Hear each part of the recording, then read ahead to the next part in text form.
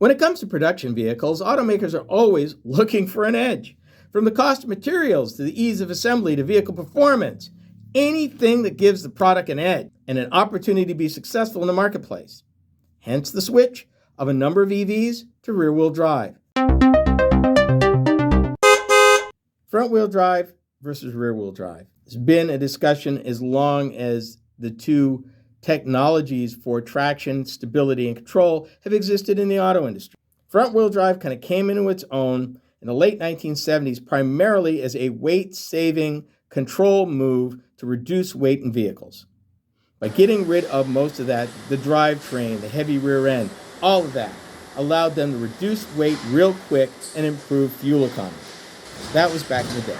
And starting in the 90s with performance cars, particularly luxury cars, to preserve rear-wheel drive, and for many years, BMW and Mercedes preserved rear-wheel drive. Their argument, rear-wheel drive gives them the best option of weight distribution with respect to stability, control, handling, performance. When you start a car from rest and you stomp the gas pedal, the whole weight of the car shifts backward. Well, if it's shifting backwards in your rear-wheel drive, it means you're putting all the weight back on the rear wheels where you need the traction. So it makes the most sense. One of the drawbacks of a front-wheel drive vehicle is the fact you expect the front wheels to do everything. Typically, 65% of the weight of a front-wheel drive car is in front of the firewall, in front of the driver. That's the engine, the transmission, all of that's up front. In addition to being a fairly expensive situation, if you take a frontal hit, it's hard on the front tires. It's hard on the front suspension. The wheels have to do a lot. And there's some trade-offs of just about how much they can do. In later years, performance automakers have moved to all-wheel drive as a way to take a lot of power to get it to all four wheels to give the driver the most capability in handling and control. With all four wheels driving and an ability with better computer chips to move traction capability between front to back. So we're coming to EVs now. EV batteries are heavy and it's a lot of weight. Still doesn't change the physics of what the vehicle wants to do when you stop down on the gas. It wants to shift the weight backwards. A lot of the first generation EV vehicles were built on or as a result of existing chassis, existing internal combustion engine chassis that were front drive. So a lot of your early EVs are front-wheel drive.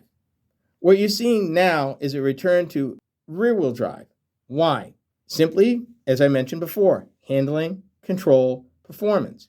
Since the batteries are heavy anyway, there's no need to really put front load all that weight to the front wheels. But moving to the back wheels gives the automaker a chance for better packaging because you can mount a rear electric motor to the rear axle and get the benefit of traction and control and allow you some more flexibility in packaging the whole vehicle.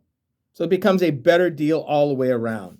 Volvo, Polestar have joined Tesla and Volkswagen in favoring rear-wheel drive over front-wheel drive for base EVs because they say it offers better performance and efficiency. Efficiency in performance, efficiency in manufacturing, efficiency, guess what? In cost. Because one thing, first and foremost, to an automaker, cost per unit is something that they chase every single day, every single model line, every single unit. Get the cost down. I do it through materials, I do it through engineering, and I do it through manufacturing.